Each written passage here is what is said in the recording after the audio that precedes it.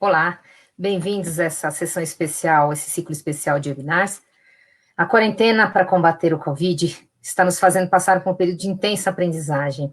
Enquanto a gente tenta se adaptar nossos alunos às aulas 100% à distância, e nós mesmos estamos buscando formas de aprender, reformular nossas práticas, a gente precisa se apoiar uns aos outros. E é por isso que esse ciclo de webinars, que batizamos de Plantão Educatrix, plantão pela questão da urgência, e Educatrix, que é a nossa revista, que nasceu para que a gente pense e repense a educação de hoje, agora, no momento.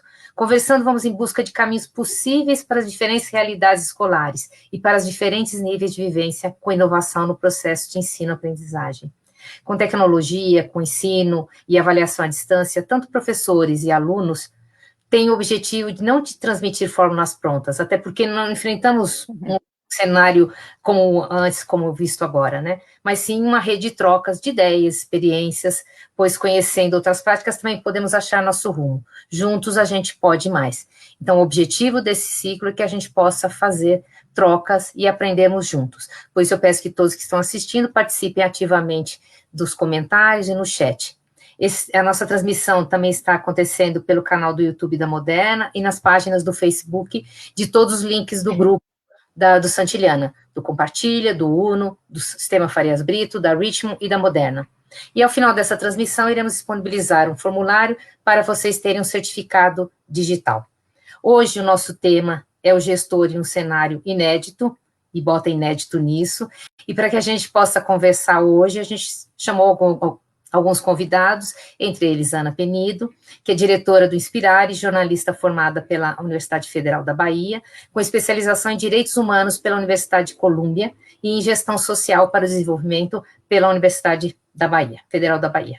Ela participou do programa Advanced Leadership da Universidade de Harvard e coordenou o escritório da Unicef para os estados de São Paulo e Minas Gerais. Muito bem-vinda, Ana, obrigada por aceitar nosso convite e abro a palavra para você fazer suas considerações iniciais. Olha, eu queria, primeiro de tudo, expressar minha admiração pelo trabalho incansável e admirável mesmo que gestores educacionais, professores têm feito para assegurar o direito à educação a estudantes numa situação, como o nome dessa live diz, inédita. Mas, diante de toda a angústia, de todas as incertezas, as inseguranças, eu queria também pontuar as oportunidades que esse cenário nos traz. A gente há muito fala da importância da gente transformar a escola, da gente repensar a escola para que ela faça mais sentido para estudantes que já nasceram no século XXI, para que ela responda mais à realidade e às necessidades do mundo contemporâneo. Mas, obviamente, que o nosso dia a dia, o nosso feijão com arroz, as coisas que a gente está ali imersos, né, há tantos anos, tão condicionadas, é muito difícil a gente quebrar com tudo isso. E agora, numa situação completamente inusitada, a gente, de repente, tem essa oportunidade de redesenhar, de repensar, de reconstruir a escola, porque aquela escola com porteiro, com hora do recreio, com sala de aula, com sala dos professores, pelo menos temporariamente ela deixou de existir. E a gente vai ter que pensar o que a gente coloca no lugar. E aí, só para encerrar essas colocações iniciais, falar para vocês que não vai adiantar a gente querer transpor aquela escola que a gente conhece para o digital. Isso não vai funcionar. As tecnologias, elas surgem para a gente fazer o que antes não era possível, e não para a gente reproduzir o que a gente sempre fez. Então, o convite é para a gente realmente transformar o nosso dia a dia agora por conta de uma necessidade premente. Não dá para adiar para amanhã. Já provocou todo mundo nessa consideração inicial, chamou para briga e já mostrou que vai ser pauleira essa live. Obrigada. E também temos a presença ilustre de Silmara Casadei, que é mestre e doutora em educação e diretora-geral pedagógica do Colégio Porto Seguro. Bem-vinda, Silmara, obrigada por aceitar nosso convite. A palavra é sua. Muito obrigada, quero elogiar essa abertura que vocês estão dando para que o diálogo se estabeleça, porque com certeza é um momento de muita troca, a gente aprende, compartilha, volta, melhora, aprende novamente, né? Nesse mundo novo que a gente está vivendo. O cenário é um cenário que nos faz refletir como educadores que somos, como você explica, né? Como você explica que hoje há um vírus que só pega o humano, que não pega o bicho, que não pega a planta, que não pega a flor, que não pega a água, a verdura, né? E ao mesmo tempo, ele nos faz pensar se a natureza está precisando de um fôlego, ou seja, se a natureza está pedindo para que a gente volte para o útero da Mãe Terra e, ao mesmo tempo, dê a ela uma oportunidade para que ela se restabeleça. Porque, estranhamente, a gente não está vendo nenhum acidente natural, nós não estamos vendo nenhum grande alagamento, nenhuma queimada. Então, acho que a gente precisa refletir sobre isso e na educação, como que a gente faz essa reflexão junto com a criança. Acho que, como gestores, é um momento realmente de a gente fazer 3 perguntas. Nesse momento, como nós nos cuidamos, como nós podemos contribuir com aqueles familiares, mas também com as pessoas menos favorecidas, com os agentes de saúde, com os hospitais, e, finalmente, o que nós aprendemos com tudo isso. Então, cuidado, aprendizado e contribuição. Muito obrigada. Para compor esse nosso bate-papo, também convidamos o Miguel Thompson, que é mestre e doutor pelo Instituto Oceanográfico da USP, é formado em Biologia pelo Mackenzie, diretor acadêmico da Fundação Santillana. É autor de livros didáticos e de difusão científica, foi consultor do PNUD, Programa das Nações Unidas para o Desenvolvimento, e é diretor executivo do Instituto Singularidades, além de professor de ensino básico durante 25 anos. Começou bebê, claro, não tem 25 anos, era um nenê quando começou a dar aula. Bem-vindo, Miguel. As considerações, por favor. Olá, pessoal. Também trouxe aqui o Paulinho Freire. Adoro trazer sempre o Paulo Freire para essa prosa. E a gente está aí, todo mundo perplexo frente à nova situação. E eu imagino que os professores... Eu tenho 3 professoras aqui em casa, 2 filhas e minha esposa. E eu vejo o trabalho incansável delas, assim, todo dia tem várias lives ocorrendo, né? E eu acho que, no fundo, os professores, pelo menos das escolas privadas, já estavam trabalhando essa parte online e foram jogados, de repente, para uma situação emergencial. E eu estou associando muito quando a gente teve que usar o cinto de segurança, né? Quando veio a lei, no dia seguinte já estava todo mundo usando. Eu acredito que a gente, de alguma forma, estava se preparando para fazer isso e agora, numa situação muito catastrófica, o professorado está segurando a onda, os gestores das escolas agindo na urgência, né?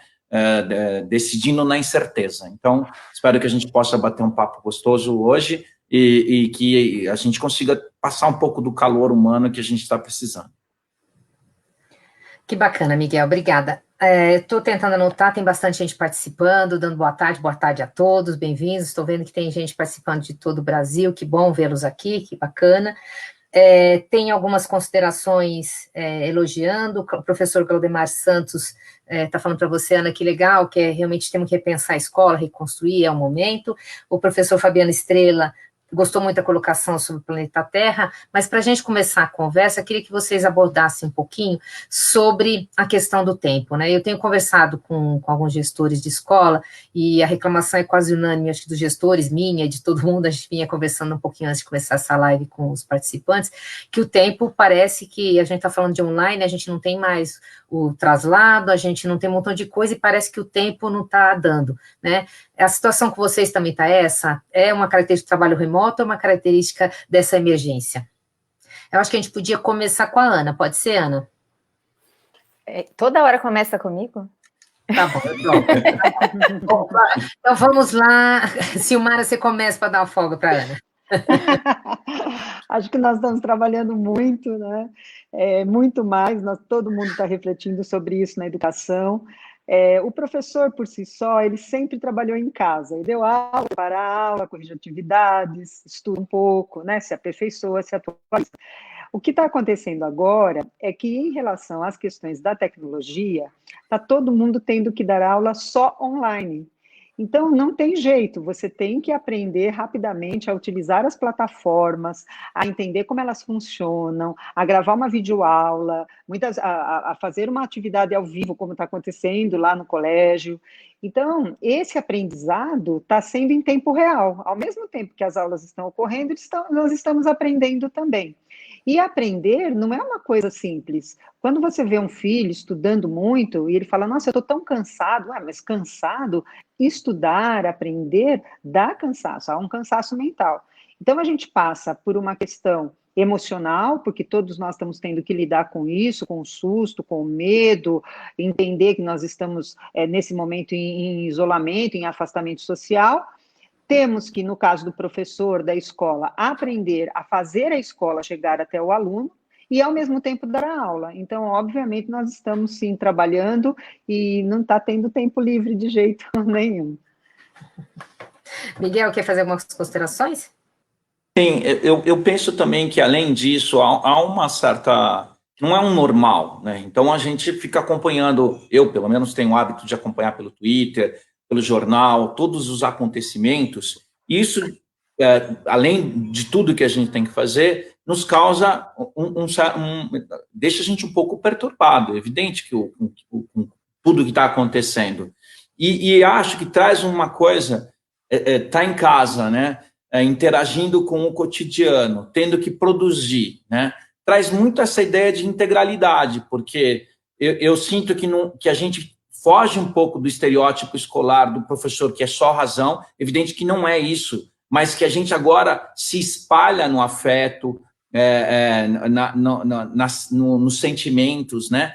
E mistura tudo ao mesmo tempo agora. Então, acho que de tudo, a gente vai passar uma vontade muito maior da gente ser humano, né? Eu tenho brincado que a gente já estava, de alguma forma, se isolando com os nossos celulares, né?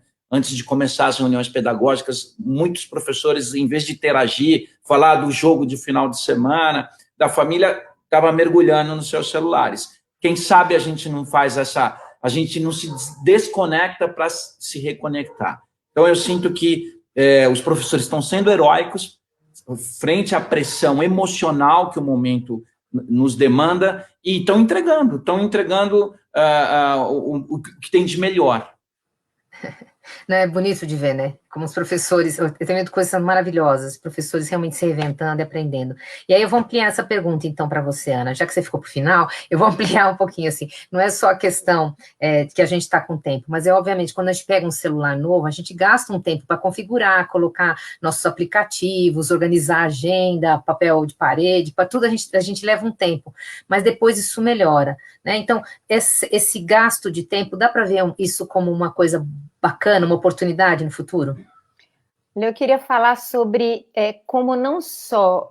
Como a noção do nosso tempo está mudando muito.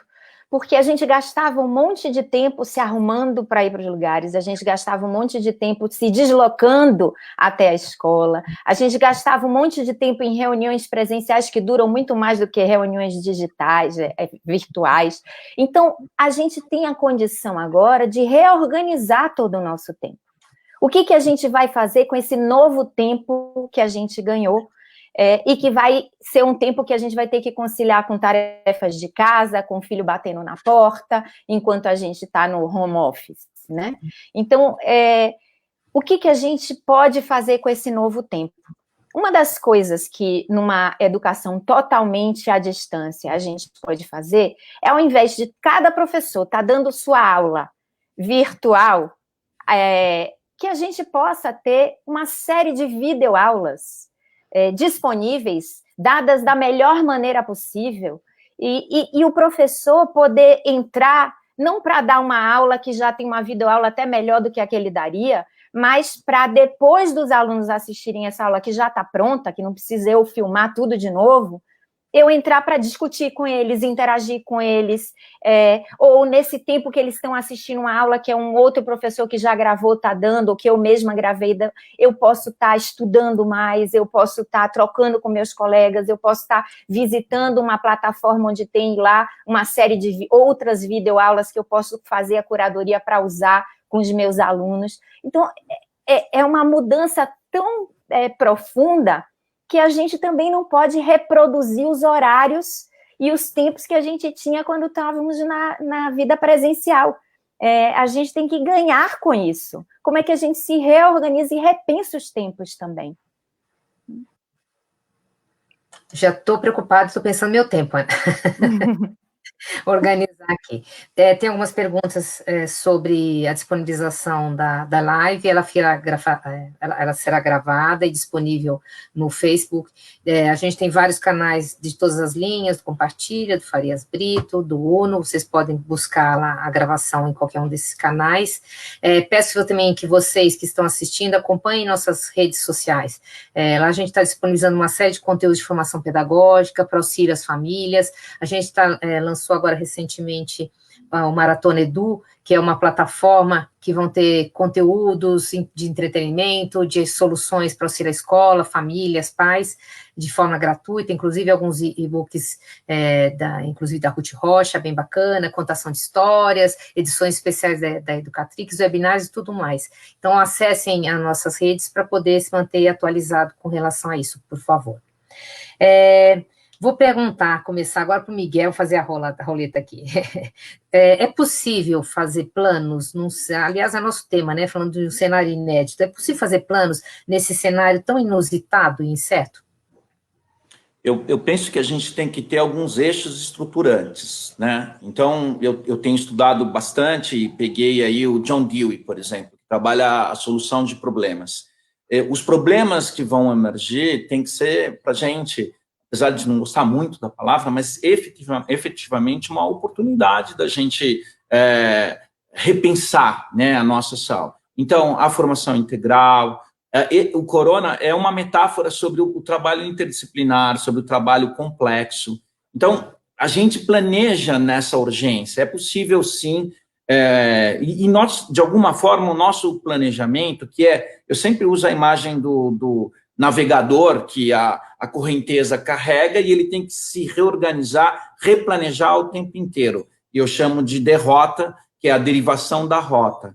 Então, isso vai ser um novo normal, essas crises serão um novo normal. Se não for a crise do corona, vai ser a crise ambiental, uma nova crise econômica, a crise da cidade, da mobilidade. Então, sinceramente, a gente tem que olhar esse mundo complexo como o mundo que vai existir e a gente vai ter que, aquilo que você falou outro dia só, trocar o pneu enquanto o carro anda. Então, sinceramente, entendendo alguns eixos estruturantes, a gente vai se planejar em torno desses eixos, sabendo que a gente vive numa sociedade líquida. Ah, legal, bacana. Silmara, você tem feito planos? Consegue fazer planos? Está conseguindo se organizar? Tem, de alguma maneira, planos nesse olho do furacão? Não são planos longos, né? Acho que as escolas, de uma maneira geral, nós temos o projeto pedagógico do colégio e é aquilo que nos guia, né? São os valores, são os princípios, são as atividades previstas na base, aquilo que você inclui, né, no seu trabalho, as competências e tal. Mas, diante disso, o que a gente consegue planejar é para uma semana. Nós estamos, pelo menos lá no Porto, planejando semana a semana. Então, por exemplo, já é muito rico quando um professor aparece e os alunos ali podem fazer uma conexão. Eles gostam de olhar a casa, tem alunos que se arrumam, nós tivemos crianças pequenas que chegaram a colocar uniforme, porque quando estava aquele horário marcado, aquela atividade marcada, que eles podiam fazer uma conexão em tempo real, para além das videoaulas que também são feitas, isso mostrou uma coisa assim que foi muito emocionante para toda a equipe pedagógica. Nós ficamos impressionados nos grupos de WhatsApp, os pais, os alunos, falando da importância de enxergar o seu professor. Eles pedem para mostrar a casa, eles querem ver se tem alguém. Então, essa humanização, ainda que seja por via de EAD, foi muito importante. E você não pensar daqui um mês. Então, assim, por exemplo, agora nós conseguimos colocar todos os professores online para conversar com os alunos por diversas plataformas. Ok, nós conseguimos isso, então nós vamos seguir nessa semana, tendo em vista o projeto do colégio e tendo em vista o contexto, porque não dá para não falar sobre aquilo que a gente está vivenciando. Passa essa semana, a gente aprende, organiza e pensa para a próxima semana, com muito diálogo, inúmeras reuniões, para evitar querer controlar o que está incontrolável nesse momento. Acho que não é esse o papel. Esse é um papel de humildade, de entender o que vem por aí, e ir com calma e planejando passo a passo. Eu vou devolver a bola para você, Silmara, até em função desse planejamento. Muitas escolas já tinham um movimento de atividade de interação, gestão online, com seus ambientes virtuais, mas tem muitas escolas que estão muito longe dessa realidade, né? De alguma maneira, todo mundo foi desafiado, em maior ou menor grau, mas todo mundo foi. O Porto, esse ano, por exemplo, está com os livros digitais. Nós estamos com material, os professores têm acesso a uma das plataformas que nós usamos é a do Compartilha, muito, muito boa, estamos trabalhando com isso. Mas, de qualquer maneira, mesmo aquela escola que não estava trabalhando com dispositivo móvel, seja dentro como material da escola ou como material próprio do aluno, o que a gente vê é que todo mundo deu um salto, todo mundo. Então, é um salto difícil, principalmente em relação às escolas públicas e às comunidades carentes, porque muitos sequer têm o acesso à internet, o meio de tecnológico que eles tenham é um celular apenas, mas, de qualquer forma, todo mundo está vendo isso, estabelecendo parcerias, buscando caminhos, fazendo formação de professores, da escola que está mais próxima às comunidades carentes, à escola com maior índice de inovação curricular ou inovação tecnológica. Então, há um salto, sim, talvez a Ana falou sobre os aprendizados dessa época, há um salto em relação ao aprendizado via tecnologia, com certeza.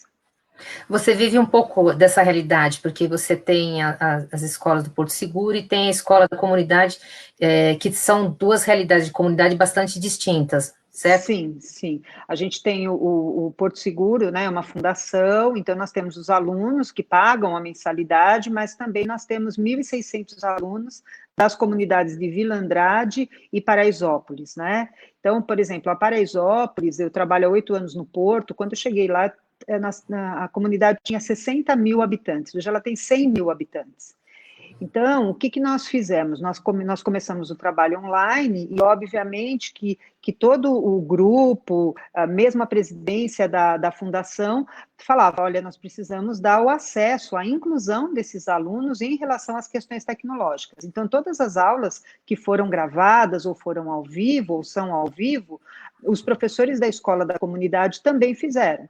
E, à medida que a gente fazia a sequência para verificar quem estava, né, do outro lado, em média, 20% da comunidade não conseguia acessar, ou não estava presente. Então, para além disso, acho que a gente precisa pensar seriamente, e nós começamos a imprimir as atividades para que as famílias começassem a ir ao colégio para buscar as atividades impressas, justamente para aqueles que não estavam tendo acesso, eles pudessem seguir pelo menos um roteiro. E isso resolveu muito, não resolve tudo, mas já resolveu muito daquilo que a gente estava vivendo. Então, assim, é um cenário, você fala em cenários, é um cenário para o gestor, muito amplo, de muito aprendizado, é muito rico, porque você precisa olhar todos os aspectos da escola e pensar como que eu levo essa escola para a casa desse aluno, para onde está. Então, se antes o aluno ia para a escola, agora a escola está indo para o aluno. É esse o movimento. E você tem que pensar em como você leva tudo isso para eles. Verdade. Estou vendo aqui muitas presenças ilustres no chat aqui, agradeço a todos. E tem uma pergunta da Célia Sena, uma amiga querida, que está falando, fez uma pergunta direta para a Ana, que eu acho que tem a ver um pouquinho isso aqui. Seja uma escola mais ou menos tecnológica, todo mundo vai ter que aprender a fazer a transposição, desenvolvimento de competências, habilidades, num espaço presencial para esse online. Tem alguma coisa para comentar isso? Tudo bom, Célia? Obrigada pela pergunta. Olha, eu tenho um monte de coisa para comentar e eu vou chegar na resposta da Célia, mas assim, falando ainda de planejamento, né?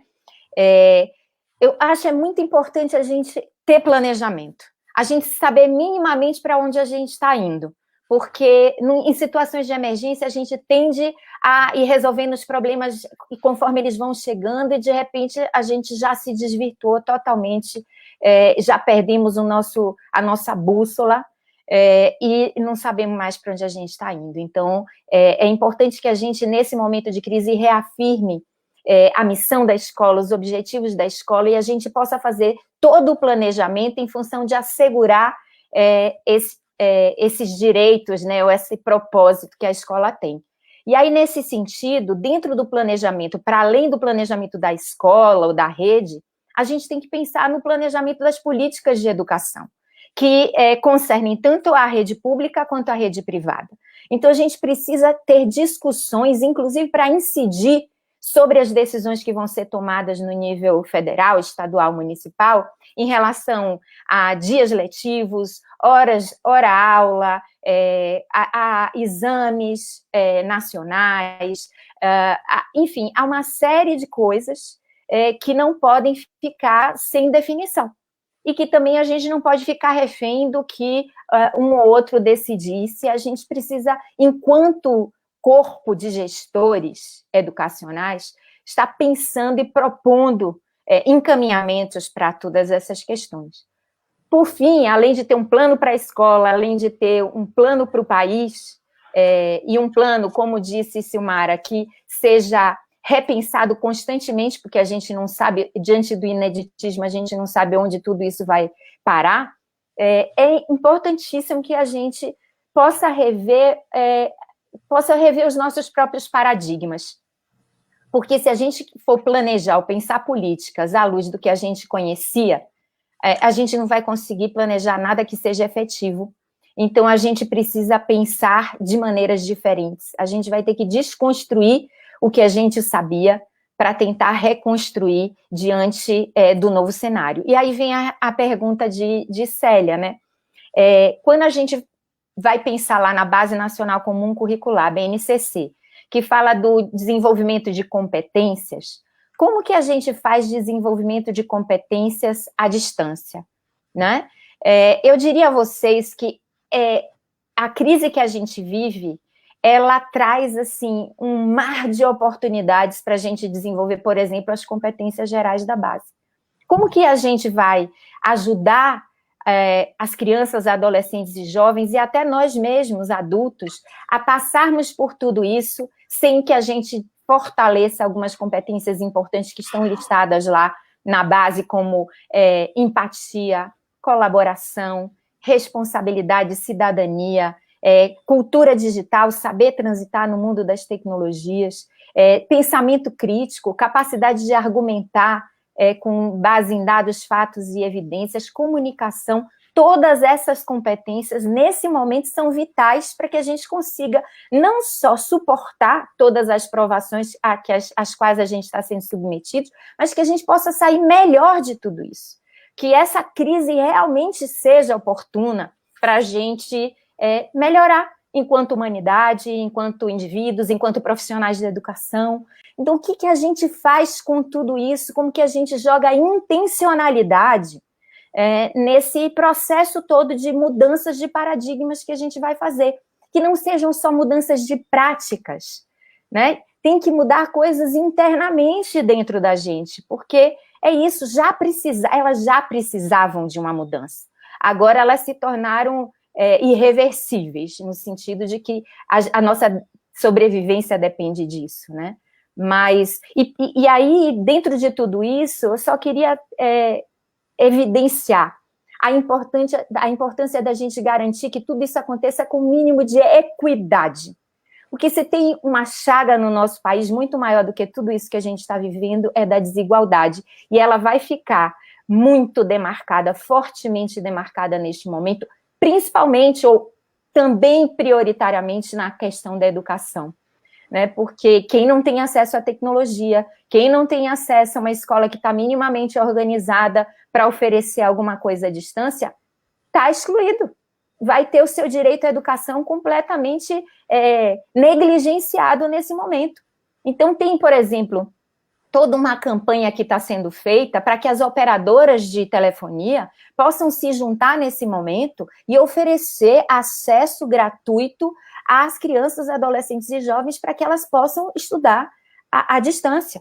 E aquelas escolas que não tiverem como gravar aulas, etc e tal, que haja mesmo esse banco de videoaulas, haja esse banco de práticas à distância, para que a gente possa ter experimentos acontecendo, para que a gente possa ter práticas diferenciadas acontecendo, que inclusive vão mudar a forma como a gente vai fazer escola quando tudo isso terminar.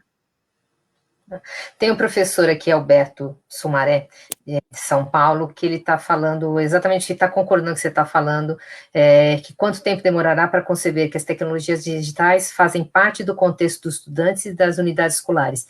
Será que sempre vamos esperar uma pandemia para mudar? É um pouquinho que você estava falando da sua consideração dele. E tem a professora Sandra Alves, ela está perguntando sobre avaliações online. Professora, procure na programação desse plantão da Educatrix, que a gente vai fazer uma específica de avaliações online, tá bom? Que aí a gente pode aprofundar, porque isso é uma pergunta bastante ampla. Miguel, você quer fazer alguma consideração? Sim, o que eu sinto é que a gente também tem que ter uma noção política da nossa atuação. A gente está vendo muito perguntas sobre escola pública, né? E nesse momento o Brasil está fazendo a votação do Fundeb, a gente está começando a discutir o 5G, que é o acesso, né, mais rápido ao celular. Então, a gente tem que começar a falar do mundo distribuído. A gente tem que distribuir para todos os benefícios da tecnologia, da ciência, a renda, e isso tem que chegar na escola pública. Eu acho que a escola privada, eu tenho visto muitos exemplos, e a gente viu da Silmar e outros exemplos, de como a escola privada também está se voltando para o público, porque embora seja de financiamento privado, ela tem uma vocação pública. Então, primeiro, essa mudança toda é uma mudança paradigmática no sentido que não dá para viver sem o Estado. O Estado tem que prover uma condição de bem-estar para todos. A crise, por incrível que pareça, revaloriza o SUS, revaloriza a ciência, revaloriza o professor, revaloriza as artes. A gente não pode esquecer da fábula da cigarra e da formiga. Se não tivesse uma música esses dias aqui, se você não tivesse seus vídeos para ver seus shows, seus programas de televisão, a vida seria muito mais infeliz. E parece assim, no cinema a gente chama de plot twist, uma virada radical nesse enredo que a gente estava vivendo, que se desvalorizou tudo isso. Então eu acho que a gente tem uma função política, a gente tem que defender esse mundo distribuído, dá para conviver muito bem com a escola privada, mas tem que valorizar a escola pública e tem que promover acesso. Para que a gente desenvolva a cultura digital, a gente tem que promover acesso a regiões do norte do país que é impossível você conseguir conexão digital. Então, é um momento de se politizar, que os educadores e os gestores também entendam a nossa função pública e política, e essa liderança não deve ser, ou não precisa ser partidária, mas ela tem que ser uma ação de luta pela comunidade, uma luta de um discurso que vinha chegando no mundo todo, que a coisa pública era ruim e tudo que era iniciativa privada era bom. Eu acho que se a gente não balancear esse discurso, e se a gente não tivesse o SUS nesse momento, seguramente a gente estava numa situação muito mais trágica. E a escola pública tem que ser valorizada nesse momento. Não tenho dúvida disso. Bem colocado, Miguel. A gente está aqui, eu estou vendo uma série de perguntas que passam pela formação do professor. Ele está, não tenho dúvidas, e a gente está vendo, vocês estão vendo, aqui todo mundo está relatando, acho que todo mundo está vendo o empenho dos professores que estão se esforçando, porque se tem uma uma categoria profissional que não foge à responsabilidade é de professores, então a gente estão todos batalhando muito, mas obviamente esbarram no estar familiarizando com novas ferramentas, com essa organização de tempo, esse plano e assim por diante. Aí queria que a gente discutisse um pouquinho como a gente forma um professor que está longe da gente agora, ele não está lá na escola, eu não estou acompanhando, eu não estou vendo, como que a gente consegue garantir minimamente uma formação. A Solange Giardino, também uma querida que está aqui, ela faz uma pergunta até específica sobre curadoria no ambiente, então estou abrindo algumas frentes, porque eu sei que a Ana abordaria esse tema com maestria, de falar um pouquinho, a gente tem muita coisa boa feita, como você também é o professor curador, mas também como o professor valoriza a interação, como que a gente consegue passar mensagens tão importantes sem deixar de lado a emergência agora, que é botar em curso a aula, o pai que está reclamando em casa que o menino não tem atividade, que a gente gerencia tudo isso, e especificamente como eu formo professor à distância. Olha, uma das coisas que eu queria ressaltar é o seguinte, esses replanejamentos, essas reconstruções, elas não podem ser feitas pela escola isoladamente, elas precisam envolver a comunidade escolar. Os professores têm que ser envolvidos, os familiares têm que ser envolvidos, são novos combinados, né? Aqueles combinados tradicionais da escola, eles vão ter que ser revistos, né? E essas conversas precisam acontecer, os pais precisam entender o que a escola está propondo, qual o seu papel para viabilizar que isso tudo aconteça, e os professores também. E dentro desses combinados com os professores, eu acho que diante da emergência, da rapidez com que a gente tem que dar respostas, mais uma vez eu vou ressaltar a importância da colaboração. Então, assim, eu estou lendo aqui comentários de professores dizendo, olha, eu já fiz coisas e eu já estou disponibilizando gratuitamente. Então, assim, uma das mais efetivas formas de capacitação de professores é a educação entre pares. Quando um professor conta para os outros como é que está fazendo, compartilha seu plano de aula, compartilha sua experiência, seu material, aquele material que curou, que é legal, isso vai ajudar demais. Então, tem uma outra colocação aqui nos comentários falando assim, mas as escolas acham que se o professor faz curadoria de videoaula em vez de gravar sua própria aula, ele está sendo preguiçoso. Mas, gente, que desperdício! Se tem aulas tão legais, professor, você pode fazer outras coisas, né? Uma das coisas assim, que me preocupa muito é como capacitar o professor para não perder o vínculo, que é tão importante para a aprendizagem, né? Os alunos, nesse momento, inclusive, que estão assoberbados aí com angústias, com medos, receios, com a saudade dos amigos, trancados dentro de casa, se eles não tiverem espaços para conversar sobre isso com seus professores, com seus colegas, como é que eles vão se concentrar em aula? A gente vai precisar desses canais de interação o máximo possível. E aí, quando o pessoal da rede pública fala assim, mas, poxa, meu aluno não tem um computador com uma boa internet, vamos ser criativos. Vamos pensar no WhatsApp, por exemplo, né? O que a gente pode criar dentro de um WhatsApp para o professor mandar uma mensagem para os seus alunos, para fazer uns combinados com os pais, inclusive do ensino fundamental 1, de poder usar ali um pouco o WhatsApp para algumas interações, para algumas atividades. Enfim, acho que a gente, agora, nesse momento, a formação é todo mundo aprendendo junto e colaborando com o outro. E, além disso, claro, tem um monte de gente criando uma série de recursos para ajudar vocês não estão sós. Então, eu queria fazer uma indicação aqui de uma plataforma que acaba de ficar disponível, o pessoal de várias fundações que está organizando, ela chama Aprendendo Sempre, e ela está fazendo ali uma curadoria de vários recursos, ferramentas, experiências, e convidando vocês também a compartilharem lá o que vocês mesmos vão criando, nesse processo mesmo, muito da gente contar um com o outro. Então, eu vou pedir para o pessoal divulgar aí o link da Aprendendo Sempre, e também para vocês procurarem plataformas, por exemplo, como Escola Digital, que é uma plataforma que tem uma série de recursos digitais de aprendizagem, que inclusive podem ser usados no celular, e que tem uma série de aulas, formações online para professores de como usar a tecnologia como recurso pedagógico. Então, assim, acho que tem aí, como essas, outras tantas possibilidades que os gestores escolares aí têm um pouco essa função, esse papel de reunir e poder ajudar os seus professores a terem acesso a tudo isso. Agora, volto a dizer, só para encerrar, que a gente agora talvez tenha mais tempo para fazer formação de professor do que a gente tinha antes, porque antes a gente tinha que tirar o professor da sala de aula. Como que a gente consegue ter outras atividades acontecendo para que o professor também tenha esse tempo dele estar na sala de aula aprendendo, né, desenvolvendo as competências que ele precisa para dar conta desses novos desafios.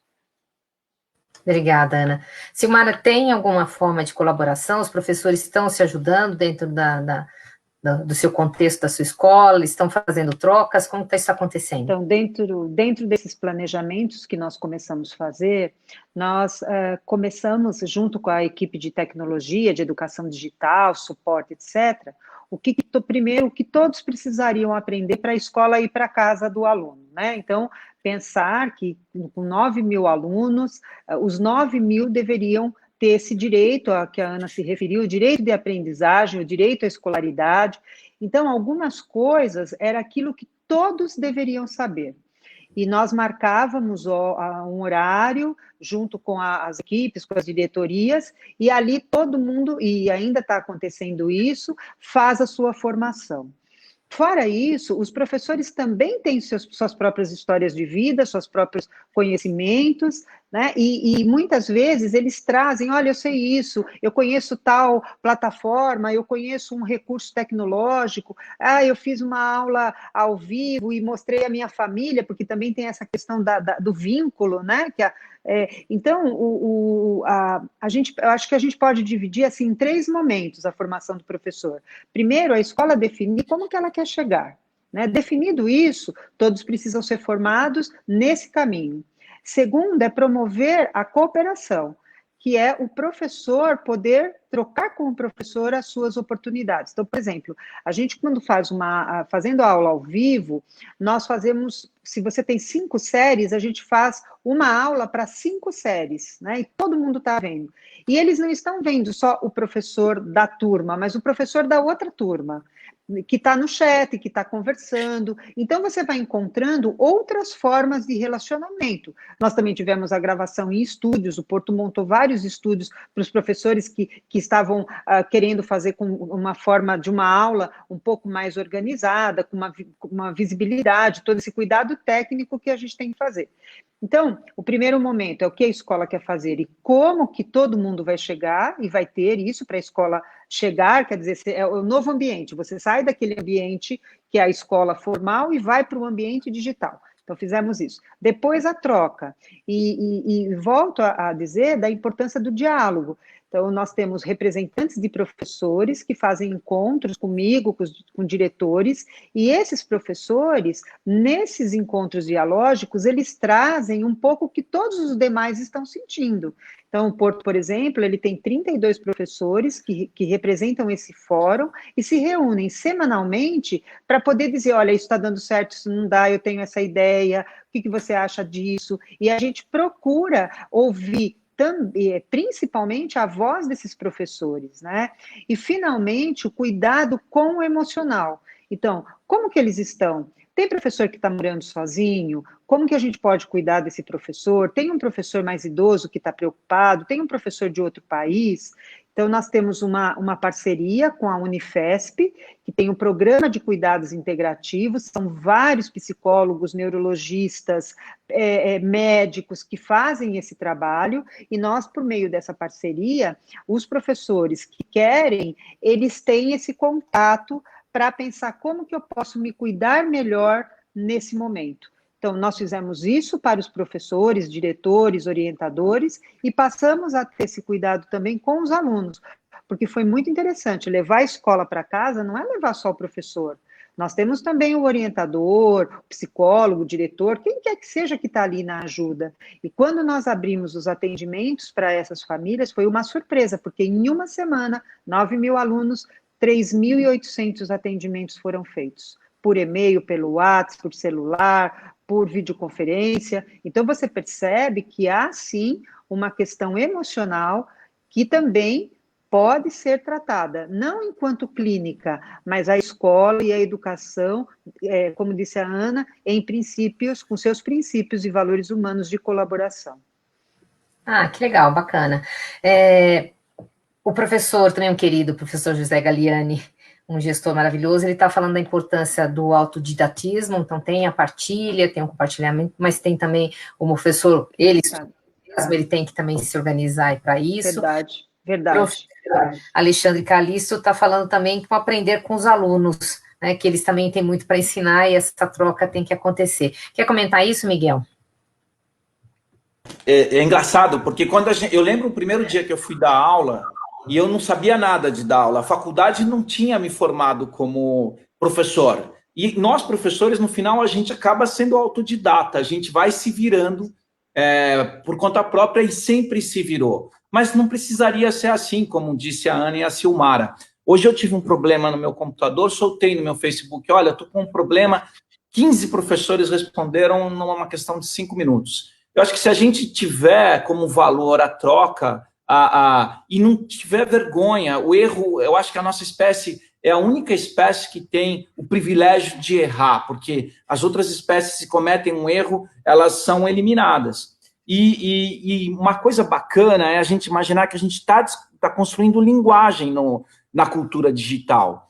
Levou muitos anos para o cinema virar cinema. No começo ele era teatro filmado.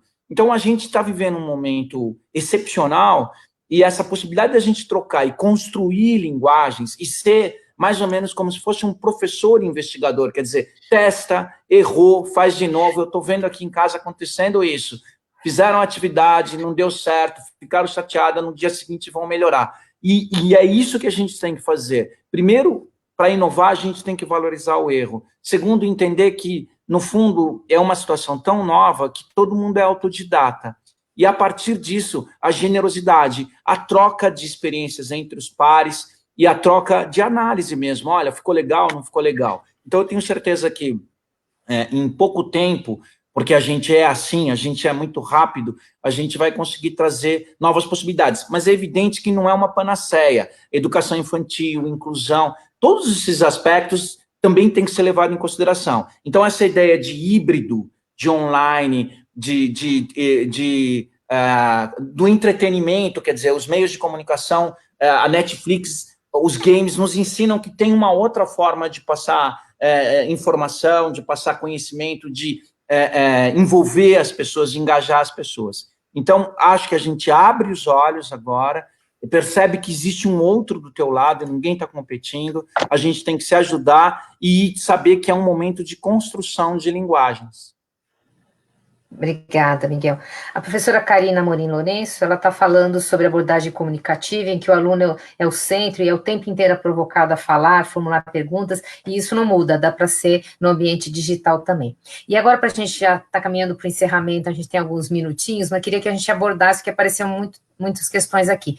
Algumas questões a gente vai abordar em outros temas das próximas lives, então estejam acompanhando, porque a gente vai abordar com mais profundidade. A ideia de hoje era essa visão mais ampla, e por isso que a gente está falando, mas a gente quer aqui abordar agora uma coisa que a Ana até tocou logo nas considerações iniciais, né? Queria que a gente abordasse a questão, o voltar à normalidade, que a gente não quer que volte a ser normal, né? A professora Josiane, ela até fala, a nomeação de aula já não ganhou, ela ampliou o mundo, ela se emociona com a gente viu aqui depoimentos assim, a gente já não está fazendo mais o mesmo, então voltar não vai ser a mesma coisa. Então, para nossas considerações finais, queria que vamos abordar um pouquinho assim, e a volta, né? Bom, é uma ida sem volta, né?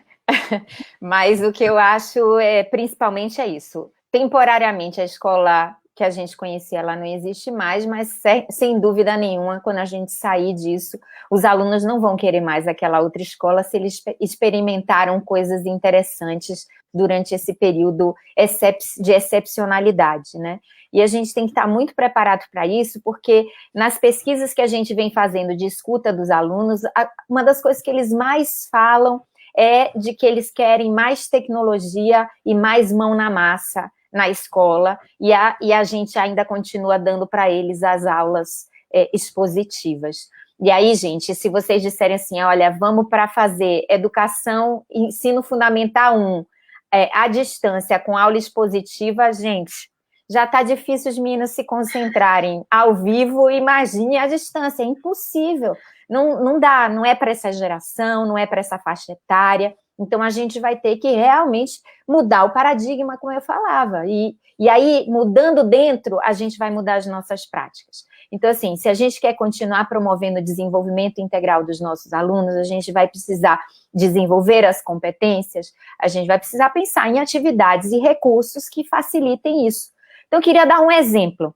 Tem um jogo que acaba de ser lançado, chama Antivírus X. Eu vou pedir para o pessoal colocar aí o link. É um game em que os meninos precisam se reunir em grupos virtuais e buscar soluções, estudar todos os efeitos do coronavírus e buscar soluções para mitigar os problemas que tem próximos a eles, sem sair de casa, só usando os recursos digitais. Isso está sendo disponibilizado, inclusive, em comunidades populares, através de acesso à internet, para que eles possam usar.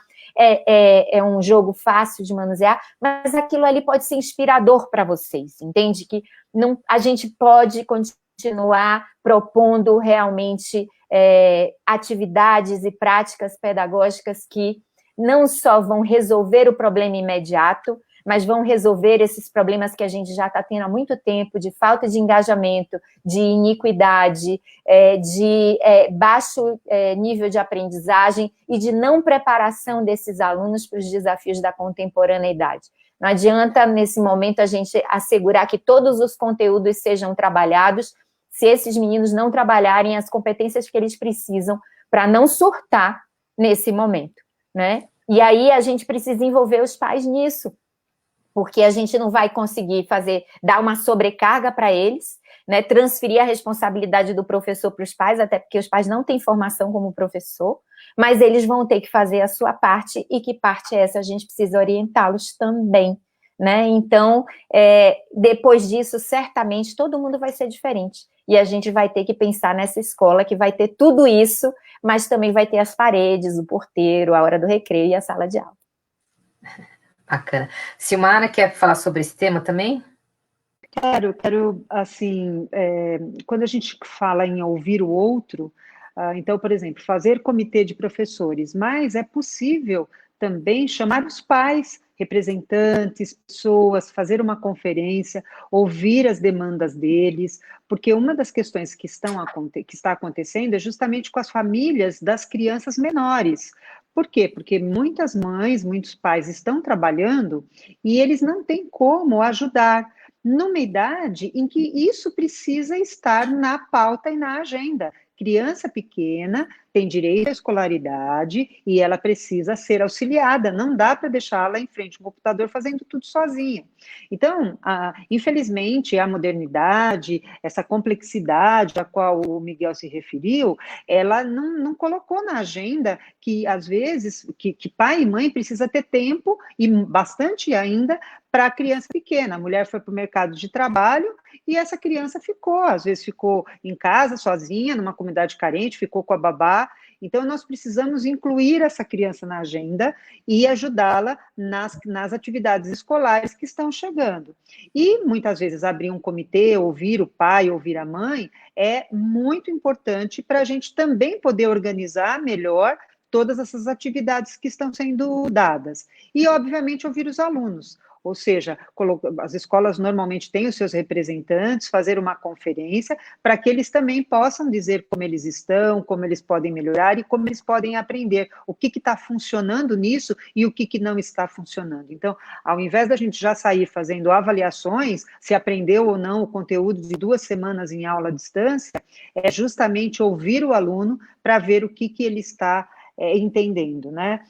Dentro de projetos que estamos fazendo, um deles é ouvir as notícias que não estão sendo contadas na mídia, ou seja, já que estamos todos nós em videoconferência, vamos entrar numa sala global, vamos ouvir como que um aluno da Itália está se sentindo, um aluno da Alemanha, da África, da Ásia. Hoje, com as redes, é muito fácil você encontrar alguém, você verificar alguém que se disponha a contar do ponto de vista humano, do ponto de vista social, do ponto de vista econômico. Então, tem muitos conteúdos que nunca foram tratados e que merecem ser vistos agora.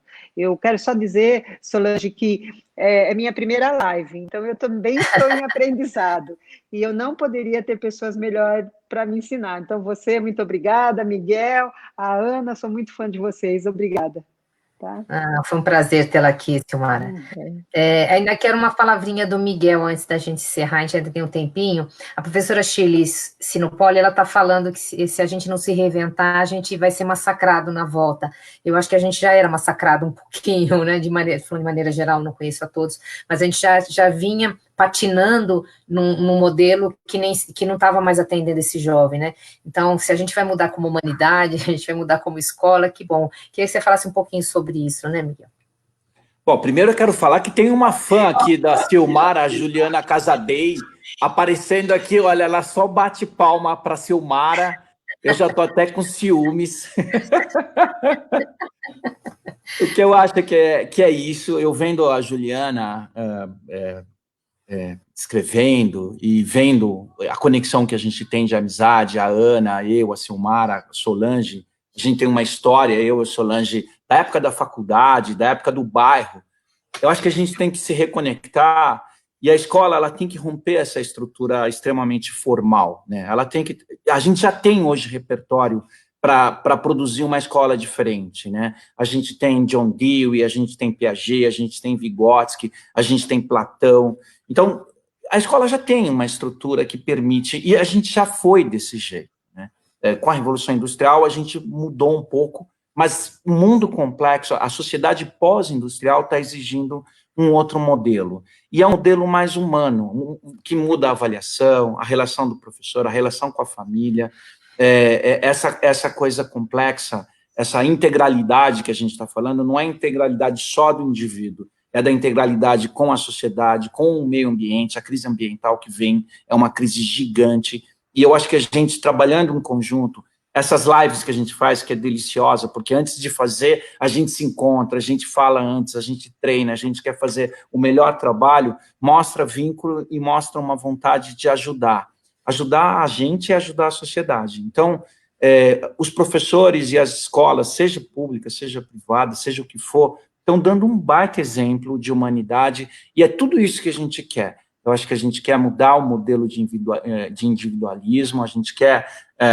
deixar também o dinheiro em segundo plano. Tem uma coisa muito mais legal que a escola pode fazer, que é ter esse sucesso na vida muito mais focado nas questões materiais. O sucesso, eu acho que é o vínculo, é a amizade, é a fraternidade. Tomara que a gente consiga. Tenho fé também que a gente vai conseguir.